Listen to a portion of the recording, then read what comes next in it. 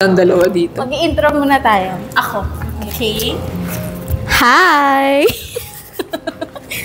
I prepared a script for today, so here it goes. Hi, ladies and gentlemen. Thanks for tuning in. This is Soundcheck with RC, an unfiltered and raw podcast na low effort pero max learnings. We talk about personal development, breaking societal imposed norms, real talk, leadership, and motivation. Today, I am joined with one of my closest friends, Ashley. Hindi ko pinag. And also, in the background is my one other best friend. Sabihin mo na may pangalan mo. Yeah, so this is a three-person podcast. Pero yung isa shy, very shy. So, dun lang siya sa background. So, nandito kami ngayon sa isang cafe para mag-hangout. Yes, and Natahimik to. and meron kaming mga pinrepair. Mayroon pinrepair si Vivian for us ng questions. Si Teacher Vivian. Yes. Let's go. Our very hardworking tao. Teacher Vivian. Okay. First question. What's the sweetest thing someone has done for you? Mag-propose. Ay, di mo kinaya. Oh my God. Wala na. And question number 2, next. Wala nang mas tataas doon, Bibi. That's the... Hoy. Siyempre meron yan. It's the sweetest thing. I don't know. Pwede naman kahit hindi other people. Ay, pwedeng hindi other like romantic partner. I think pwede namang friend. Friend. Wala rin kwenta. Wala naman silang ginawa para sa akin. Ano pa ba? Nape-pressure ako eh. In-edit mo ba to? Hindi ko in-edit. Ganyan na yan.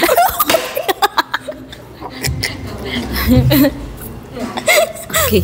Take 2, take 2. Okay. So, ayun, what was the sweetest thing? Siguro. Go lang. Sweetest thing. Siguro, one of many. Parang, may exam kasi ako sa isang subject, parang course integration, which is like pre-boards. Subject siya na need mo mapasa para makagraduate. And parang yung last exam ko noon, talagang hindi ko alam if makakapasa pa ako. Parang ayoko na kasi mag-take 2. Parang nasa stress na ako. Gusto ko na gumraduate since everyone around me, kayo na nag-work na. Ako nasa school pa rin. So I was really pressured to pass that exam. Tapos noon, yung You did great. Yung ex ko, parang sinundo niya ako after exam. And I asked him, okay lang ba if wag muna tayo umuwi? Kasi every after exam talaga, ayoko umuwi kaagad kasi I feel so down if I did great ba, if I did good ba sa exam or hindi. Ganun, nag-overthink ako. Tapos ayun, pumayag siya, pumunta kami sa Tagaytay. Tapos nag-chill lang, ganun. Yay! Ay, asan dyan?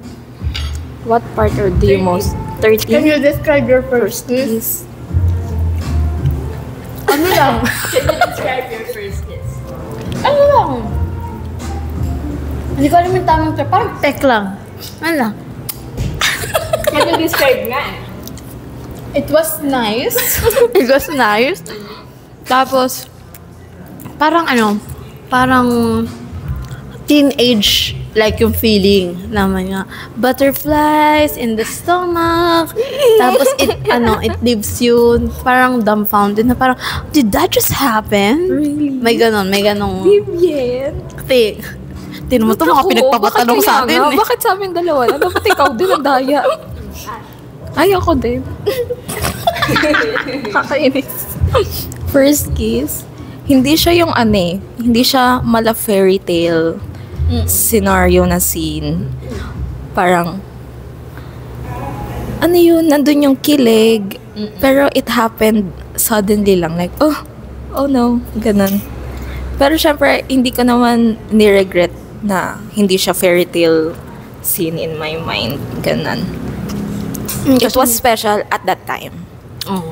Ganun. Pero ngayon, sabi ko, I could have done better. Parang, sana mas okay naman yung location. sa palengke ba kayo? Hindi naman. Hindi naman. Pero at least, di ba? And naiisip natin sa mga ganyang pagkakataon. Minsan yung mga first time talaga natin, it's something unplanned. Yeah. And Biglaan lang talaga. tama ka naman na not everything in life is fairy tale Yeah. thing. It felt right sa moment na yan. Ganun. Yes. Pero it's not something that you wish to go back to every single time. Yeah. Period. Okay. Fair enough, fair enough. Nakakatakot magtanong si Kaya Vivian. nga, andaya, ba't kami lang dalawa? What's your love language? Lahat. I think, yung ginigive ko, kasi yung yung fiancé ko, ang ano niya kasi love language na is more on physical touch. Gusto niya nag-holding hands kami pala. Gusto niya akbay-akbay. At saka quality time. So that's what I give him. Kasi hindi naman pwedeng gift-giving tas di niya naman pala ma-appreciate kasi hindi yun yung love language na. So it's important to know ano yung love language ng partner mo. So you know what to give na magugustuhan nila. Sa akin naman ang love language ko ay quality time talaga yun. Hanging out, yung naka-unplug kaming dalawa sa social media, nag-uusap, deep talks, ganon. Nag-uusap ng mga weird, boring, tsaka nakakatakot na stuff. Yun ang mas gusto ko. Kaya nga, ito funny story din, nung nag-propose siya, di ba, in public. Alam niyo yun. Kita niyo yung, sabi ko pala kay Leo, isend sa'yo yung video ng proposal niya para hindi ka na-OP kay Vivian. Tapos, kaya yun din, nag-ask din ako sa kanya na mag-propose ka with just us para mas feel ko. So, yun. That's what happened also. Nakakaiyak yun. Umiyak ako. Ikaw naman, so what is your love language? Ikaw na lang, Vivian. Ba't puro kami? Ikaw muna. If magkaroon ka, ang doyo naman ito. Baka gumago. Bilis na. Ang doyo. Pwede mo. Hindi, if ano yung love language na ibibigay mo? Kunin mo. Sagutin mo na. Ikaw muna. Tapos sa sunod. Okay. Ikaw muna sa sunod. Sige. Ano yan? Yung love language na gusto ko ma-receive muna is acts of service, quality time, and physical touch. Ano yun? In particular order yun? Or hindi Yeah, no? oo, yan. Basta Sorry, kina-clarify ko. pinaka-last sa akin is gift giving. Ako din, last ko din yun. Tas, Kasi kaya ko naman bilhan ng gift yung sarili ko. Period. Yeah. Joke lang. Tsaka hindi naman ako super materialistic. I'm more on, I like your presence. Parang mas gusto ko you're with me rather than you're giving me all these things. Gets. Pero syempre, if may regalo. Hindi naman Charot. tayo para tumanggi sa Oo regalo. nga. Ayan. And then what I give is quality time. As much as I can, I say yes to gusto mong lumabas. Sure, sige, ganun. Kahit wala ka ng pera, sure lang. Ay, hindi naman ako nagastos. Yes, we love this queen behavior. Princess treatment. Hindi naman. Okay lang naman kumasa sa akin. Alam niyo yun, palagi naman ako nagsasplurge, especially sa mga ganito. No problem at all. And then, ano pa ba yun? Communication ba yun? Acts of service, quality time. Mayroon. Meron pa. Ano pa ba? Ayun, 5 lang yan. Assurance. Words of affirmation. Words of affirmation. Siguro mga pang fourth yun. Gets. Depende sa tao. I think. Depende. Okay, gets. Okay, Bibian. Sa akin, mix ng Ako kunwari masasabi. words of affirmation and acts of service. Kasi, syempre, syempre comforting yung mga words of affirmation, lalo na kapag you're feeling down, ganun, or need mo lang ng something na comforting, na magka-comfort sa'yo, ganun. Pero syempre, di dapat mag-end sa salita lang. Dapat may gawa. May acts of service. Kaya kailangan mixture of acts of service and words. Kasi, What she said. what she said. Happy. Ayun. Tapos, medyo challenging tong quality time. Lalo na kung challenging siya kasi syempre as a teacher, pero ayun, isa rin to sa ibibigay ko kapag ayun, sa quality time. Yes, gets. Parang Hindi magalo ko sure kung ma-physical touch din. Pero, yun sa receiving gifts, hindi rin naman ako masyado. Pero, syempre, pag may na-receive, tapos, lalo na, hindi more on material pag pinag-isipan, ganyan, tapos, alam mo yung something, Kalahati lang yung ulo ni Ash, sorry. something memorable dun sa ibibigay. Ganon, not more on materialistic. Syempre, mas Parang may ma-appreciate. meaning. Oo. May meaning yung ibibigay Yan. sa'yo. Last na- Bahay at lupa kasi I want to live with you forever. Wow. Sino ako para tumanggi para to? Okay, go. Go. Okay, next question. Daya talaga. Ba't ako nandito? Dapat nga siya lang eh. Makiki-reaction Sinabi niya ko talaga sila mga ano tong mga babaeng to. Sinabi ko talaga to. Kaya nga. Yes. Tulog pa yung utak ko eh. Ubus pa yung brain cells ko. Hindi pa nagre-regenerate. What's one thing Bakit mga ganyan yung mga tanong niya? people don't know about you? Pinag-isip pa ako. Oh my God! Ano ba naman itong mga... Something na hindi niya masyado nasasabi sa iba, kaya hindi nila alam. Oo, to. Tinagalog lang niya. Nakakainis. Ewan ko dito. Ay, ito na lang. Sige, ayan na na. Oh, sige. Have you ever experienced Wala, sige, tawa muna siya. Have you ever experienced a friendship breakup? Ay, oo naman. Grabe naman yan. Have you... Ulit, ano yung tanong? What? Have you ever experienced a friendship breakup? What did it teach you?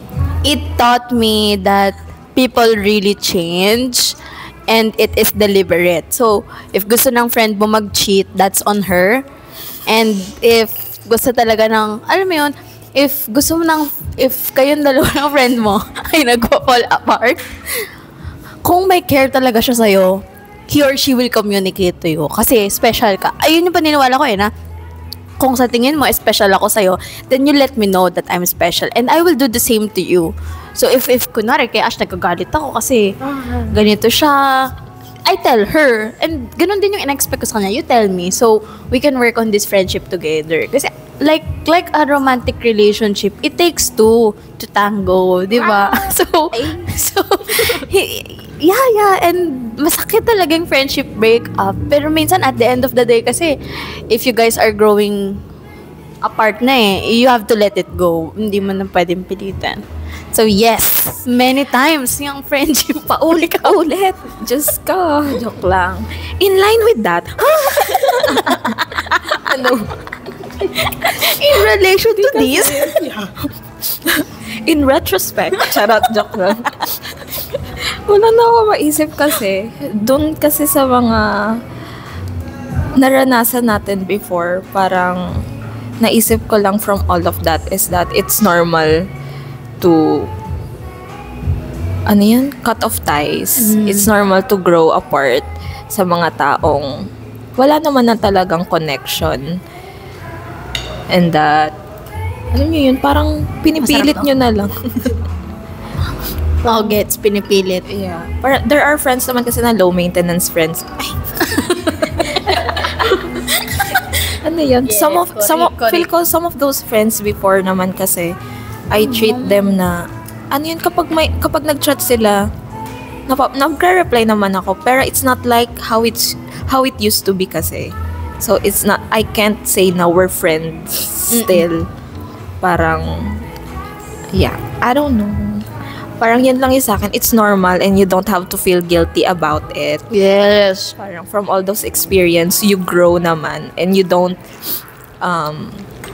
let others, ba't ako napapa-English? Tama, correct. Parang, ayun, let them grow, let them learn from their mistakes, and let yourself grow, and also, ganun. And just for context kaya ganito kami tatlo ka-close. Kami ni Vivian, simula elementary, magkakilala na kami. Sinungitan niya pa ako nung unang beses kami nagkita. Core memory ko, never ko malilimutan Academic yun. rivals. Let's go. Tapos kami naman ni Ash, naging mag-bestie kami since high school. Junior high. Sama-sama kaming tatlo, meron kami nga break-up na friend together. Yeah. Kaya ganito na lang kami na-relate. Ako na may magtatanong for all of us. Since we've all been together for quite some time na. Naririnig ba yung sipon ko dito? Girl, yes. Okay lang yan. I'm so Normal sorry. lang yan. Normal Okay, lang yan okay. mga sipon. Malamig kasi. Okay, continue. Diba, we've all been together quite some time na din. Ilang years na din. Diba? Oo, matagal na. natin. Ilang taon na ba? Nakakasawa. Lampas 10 taon. Ewan ko kung ilang taon na. Grade Siguro 10 9, years 10, na. 11, yung ganon. Mga 10 years na kami 10 magkakaibigan. Walang magkakasama sa aming nag-college. Iba-iba kami. Ako, nasa aviation. Ito, Chem-Eng. Ito, marangal namin Education. teacher. Iba-iba kami. Tapos, Marangal. shared hobbies nga namin. Parang wala na din eh. Iba-iba rin. Wala kaming game night out. Pero, still, we kept in touch. We find ways. Yeah. Yes. Correct. So, ang question ko ay, what do you think we did para ma-maintain ito? Yung friendship natin. Yes. Oh, dalawa. Lahat tayo sagad. Hindi nyo alam. Siya muna. Nagjo-joke lang ako. Charot. Ano? Hindi kasi feeling ko yung pinaka nagpa-strong naman talaga, nagpapa-strong ng friendship is yung mga problems. Like, high school pa naman. Kasi nung college naman, tsaka nung ngayon na adults na tayo, wala na problems kasi hindi na tayo masyadong pero nung yun, yung mga yung pinagdaanan natin, mga problems natin, misunderstandings, yun yung nagpa-strong. Kasi doon na-test talaga yung friendship. Na-test doon kung sino yung gustong magstay, yung gustong i-work out pa, yung relationship. Tama. And doon natin nalaman na ay lahat tayo nag-hold pa sa friendship, na gusto pang patibayan yung relationship natin, ganun. So, I think siya talaga, it's a matter of choice din. Yun. So, you will say now we chose each other. Oo naman. Alam mo, jowa. Tayo na lang. Ayun. Okay, me. What she said. I cannot. Grabe naman pressure ako kapag maganda yung sagot ng isa. Oh my God. So, ano ba? Ang dami rin kasi naman talaga nating pinagdaanan. Like, lalo na kami, since senior high, magkaklase kami. Ang dami naming away, ganon. Parang, at one point that time, parang iisipin mo, lalo na kung hindi mo, kapag nasa outside of the fight ka, iisipin mo, hindi na yan magiging magkaibigan ulit, ganon. Tapos si Vivs, hindi namin kaklase, so like, baka hindi na sila masyadong close, ganon. So, Ang ganda ng sagot ni Vivian. Kaya Nag-ano ba? nakakainis. Nag-echo pa rin sa- Wait, ipa-paraphrase Sige, go. ko na lang. It's a matter of choice. Choices and decisions. Yeah. You grew together. So, ba't nyo pa iiwanan yung isa't isa? Yung sa mga away na yun kasi, doon nyo rin maiintindihan yung isa't isa eh. Kaya, who would better understand you than them? Tama naman. Ayun, hindi ko na alam. Copy-paste. Ganun. Napaisip din tuloy ako. Baka kasi umiyak kayo kapag nilabas kayo yung totoo. Yes! Totoo ang sagot. Ano pa pala to? Filtered pa yung sinasabi ni Ash kasi kapag naging unfiltered na siya, baka hindi namin kayanin. Baka We umiyak appreciate the sila. thought. Ako lang to. Ako yung naisip ko. Oo nga, no. Feel ko, mas naging understanding tayo sa isa't isa. Kasi, yun na nga, hindi na nga tayo nag-uusap. Once a year lang nagkikita. Grabe, no? Once a year lang talaga. Kaya nga, once a Pasko. year lang, Pasko. Pero, I always keep in mind lahat ng mga good memories natin. Kasi mahilig pala tayo mag-letter nung bata tayo. Oo, dati. Diba? Ang Mahilig hilig tayo natin mag-letter. magsulat. Ito lalo to, best in sulat si Vivian. So, alam niyo, minsan, Iyak. tinitignan ko lang yun, tapos naaalala ko, ito na pala yung mga pinagdaanan natin. And medyo toxic isipin, pero iniisip ko minsan, masyado nang maraming alam to sa akin para Oo. give up ko tong kaibigan Tama, kong tama. ito. Hindi na nang tayo pwede maraming nalalaman. maghiwalay. Yeah. Bawal malaman ng iba. Kaya yung mga baho ko. Parang iniisip ko, kung magre-restart ako sa ibang tao from the beginning of time, they will not understand me on the same intensity na kilala niya. Yeah. Kaya, Parang Yeah. ang hirap din kasi to find someone who has the same wavelength as you. Parang, since, kahit nga hindi tayo nag-uusap and, syempre, on our own, we grew, Independently, we yes. grew independently, lalo na nung college. Parang more on nag-mature tayo on part to understand each other na, busy lang siya, ganyan. Yes. Parang, Hindi tayo para mag-assume ng mga... parang, ba't wala kang time para sa akin? Ganon. Baka kaya hindi ka nag-chat kasi may iba ka ng best friend. Oo nga, yung ganon. At saka Parang, feeling ko... ba't may kaibigan kang iba? Oh, Charot. feeling ko, in-accept din natin yung fact na hindi lang talaga tayo yung... At least on my part ha, parang feeling ko, you can have as many best friends in your life as you want. Pero in this specific phase of your life, ako talaga yung best friend mo. Parang ikaw, best friend kita, ito yung alam mo sa akin. Best friend kita nung nagprobinsya ako. Ito, best friend ko to nung nasa Very breakup ako. specific. May ganun. Yeah. Ang galing no? Ang mature na natin, oh my God. Oh, syempre, may kakasal na nga eh. We're so old. Yun ang tanong ko. May dagdag ka pang tanong? Mga 30 minutes lang tayo ha, para papanoorin tayo ng mga tao. Excuse me po. Next question. What's something you'd consider unforgivable? Cheating. Period. Yeah. Cheating talaga. Parang, Hindi ka na-explain. Sa Si pocket Ashley kung gusto niya mag-explain. cheating talaga, guys. Parang, even, talagang, Kasi wala namang choice para mag-cheat ka. Yeah, it's Bukod a sa choice. Hindi pwede yung lasing ako. taunt. Oo, like, Wala ka kasing time sa akin. no. Ganun No pala yun? talaga. Ba't yung magulang It's mo a hindi naman choice. nag-cheat? Yeah. Nung nasa abroad yung magulang mong isa. Di ba? sorry. Basta, cheating. Period. Yeah. Kahit na yung micro-cheating. Yes, Na iinis ako kahit na i-joke mo lang sa harapan ko, kahit friend ko. Actually, this is, nangyayari to right now sa akin. I have a friend na parang nagjo-joke lang about cheating. Pero hindi yung literal na magkano siyang ibang partner. Like, may uy, si nag-chat, parang gano'n. Alam niyang naiinis ako sa kanya, gano'n. So, hopefully, tinigil niya na. Gano'n. Ako sinasabi ko talaga in their face Oy, kung nag-cheat kayo ako sa'yo. Yeah, hindi talaga. Hindi ako enabler, guys. Correct. Once I know na nag-cheat ka, ganon, lalayo ako sa'yo or even I'll cut you off. I cannot. Okay, Buong next pagkatao question. ko. Buong angkan ko. Ha? Next question. If you choose to get married one day, what would your dream proposal scenario be? Asan na? Ay, ito pala. Guys, I'm so Ako excited. talaga nung bata ako, just para may context, gusto ko fancy, gusto ko romantic, ganon. Pero when I find the right person kasi, parang lahat ng mga standards ko, they're still there. Pero that doesn't necessarily mean na he has to accomplish all those things. Kasi hindi naman siya nag-e-exam eh. Hindi naman ako pag-aaral na dapat, makapasa ka palagi. He is amazing in his own ways. Kaya ang dream nung before pa siya mag-propose. Kasi lagi ko siyang inaasar simula last year. Actually, simula graduate ako nung 23. Sabi ko, mag-propose ka na. Kailan ka ba Ganyan. magpapakasal? Kailan ba tayo magpapakasal? Ano ba tayo? Ilang taon na tayo? Tapos, ano lang tayo? Landi-landi lang. So, ang gusto ko lang sa kanya, mag-propose siya.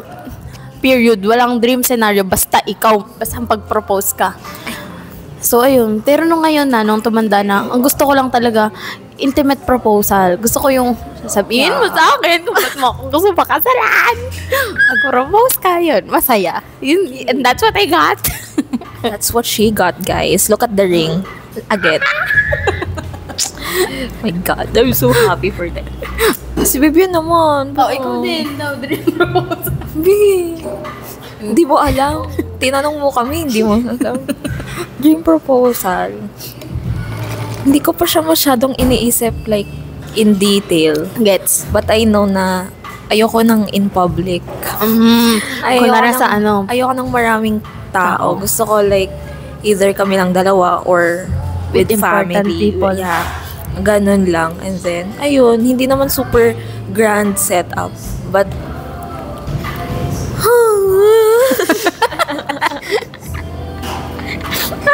Malayo pa ako doon, pero ayun. Gusto ko lang din sabihin niya yung promises.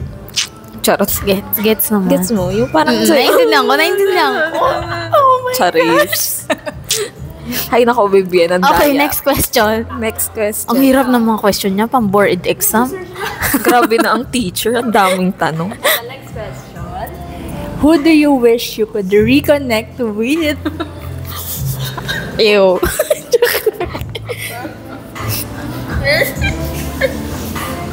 Ako, ito personal thing. And Reconnect. feeling ko narcissistic view. Pero gusto ko makakonect sa dating Asel. Kasi RC na ako ngayon eh. Ganda ng sagot niya. Kasi si RC kasi ngayon, introverted na siya. Maarte na siya sa tao. Pero si Asel, very warm sa mga people. Ayan, sila kasi nakita nila yung dalawang... Miss Congeniality, Oo, guys. ganun ako. Parang gusto kong makita ulit yung spark. Na parang, bakit ba ang bait-bait mo sa mga tao? Kasi ngayon, parang feeling ko lahat ng bagay shit. Parang, ayoko na mag-commute kasi mga tao sana nakakasama ko bobo, mga ganun, walang etiquette. Pero alam niyo kung si Asel yun from before, feeling ko, okay lang yun sa kanya, maintindihan niya. So, I'd like to very much connect with her, no? Parang, sabi mo nga sa akin, ba't sa tingin mo lagi may pag-asa? Kasi parang laging kabataan ng pag-asa ng bahay, pero ngayon sa tingin ko, Very vocal ka wala nang magagawa. So, feeling ko adulthood talaga siya. Nangyayari siyang ganitong crisis. Pero sana hindi siya permanent, no? Sana it's just a phase. Yun, ganun sa akin. Wala akong maisip. Or what she said. Pwede mo skip na lang. Wala akong masagot sa reconnect na yan. Okay lang yun. Baka masaya ka talaga sa buhay mo ngayon at wala kang gustong ma-reconnect. Yeah. That's good. That's okay. I'm happy right now. Nawala. Nawala. Ayun na, alam na natin yung sagot ni Asel dito, pero do you want to have kids one day? How many?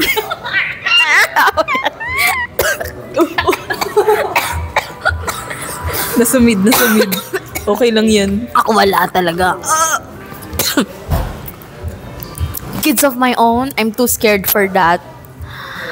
Hindi ko kayang i-risk yung katawan ko, yung mental state ko, yung finances ko, yung lahat. Kasi I believe na if you want to have a child, you have to give it all. So if you're not willing to give it all and to sacrifice it all, wag ka na lang mag-anak kasi hindi deserve ng bata yung trauma and True. everything. Pero Very sa true. adoption naman, parang we may Open consider. naman. Oo naman. Kasi marami namang alam niyo naman kami, very advocate ng mga kung ano-anong good things. So, definitely, we want to share the good things. Pag nandun na kami sa level ng stability na kaya na namin. Ilan? Hindi ko alam. Kasi sa pusa, sabi ko dati 2 lang. Ngayon, ang dami na. So, Oo nga. so hindi ko Ang alam. dami na. I can't say. Siguro kung ilan yung kaya namin i-sustain, kaya namin buhayan ng freely at nang hindi sila tinitipid, oy, go. Ako na? Yes, you go. Ako, ito yung palagi kong sinasagot sa mga tao pag tinatanong ako. Gusto ko magkaanak only kapag okay na yung anger management. Yung issues ko. Hindi naman ako guys na ganon. When I'm with my friends, okay ako, masaya, ganon. Pero when it comes sa bahay kasi parang maiksi yung pasensya ko. So, Gets. knowing that na parang ayoko magkaanak, tas sa kanya lang din mapupunta yung frustrations ko in life. So, kapag okay na yung issues ko and when I am financially stable and okay din sa asawa ko na magmamadre ako. And okay Babalik ka sa... natin sa vision ko after 10 years. And okay sa partner ko magkaroon ng anak. Ganun. I'm open to... Sana twins nga para isahan na lang. Ganun din gusto ko dati. Yun. Pero open din naman ako sa adoption.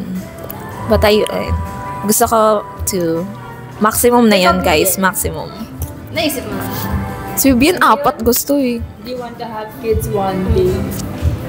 Hawak mo naman yung mic. nung feeling na, ay, Pa-special to. hindi. Parang, ang sarap ng feeling na magkaroon. Yung ikaw mismo yung mga anak. Pero takot kasi ako na. Though, parang sobrang satisfying na after all that pain, yung suffering, meron kang little one na yung aaligaan mo talaga. Iba talaga pag lumaki sa healthy household. Ganon. Yeah. Hindi kasi It shows. yung nanay ko, very siya, strong and Yeah. independent. So, parang binuhusan niya ako lahat ng love and all, the care, gano'n. So, Sana all. parang ang dami ko rin love and care na ibibigay kung sakaling magkaanak man ako, gano'n. Ganon. Ilan gusto mo? Gusto ko yung parang, 10. hindi naman 10. Yung parang sa amin, yung, gusto ko kasi yung may ano siya, kakampi, kasama, may oo. kausap, gano'n. Yeah. Yun. Pero kung for example, mag-isa lang yung anak niya, tapos may bago kong anak. Malay nyo, ayun, sila na lang. Oo, yun pwede na naman lang. yun eh. Diba? Oh, ayan, sige, dyan kayo sa putikan. Oh, Tita Bibien, bukas ko na yung kukunin ah. Pasagot. Kay Vivian ang papagawa yung assignment eh. Oo nga, paturo naman kami dyan. Tita, pasagot naman. Grabe. Ano no? Okay na. Okay na tayo? Meron ka pa ba? Oh, sige. May isa Meron pa pa. siya. Okay. Last question. Last question, which celeb would you want as your other BFF and why? Celeb? Wala akong kilalang celeb eh. Ay, may kilala ako pero hindi ko sila kilala. Based lang dun sa mga showbiz. Hindi kasi showbiz to eh. Ano bang tanong? Which celeb would you want as your other BFF and why? Character na lang sa palabas, sa sitcom, sa movie. Fictional character na lang gusto mong maging best friend. Best friend. Okay. Yun na lang. Sige. Sino kaya? Ano ba? O, palitan na. Palitan na lang. Palitan na lang. Oo, maghanap. Pinahirapan pa ako. What has your hardest goodbye in life been so far? Ay, baka pwede. Sorry. Nakita ko lang. Ay, sorry. Next question. bigla. Wait lang. Ikaw naman, Ash? Hardest goodbye. Hindi naman kailangan pangalan. Paano naman? Ang hardest goodbye ko is yung sa grandmother ko, sa lola ko. Yeah. Kasi lola! Pinapayak ko ni Vivian, may araw pa. Kasi